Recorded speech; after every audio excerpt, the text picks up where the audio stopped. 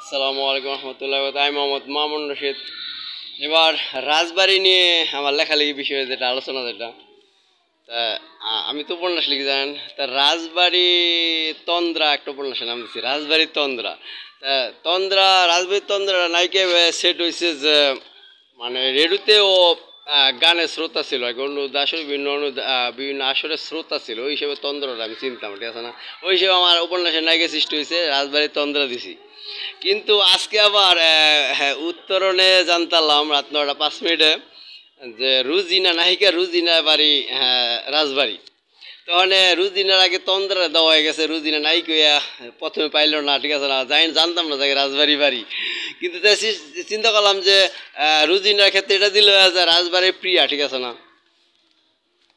রাজবাড়ি রাজবাড়ি রুজিনা দিলে তো উপন্যাসের নাম মিললে না, নাম তো মিলাইতে ওই তো রাজবাড়ি প্রিয়া দিলে রুজিনার সাথে, ঠিক আছে না?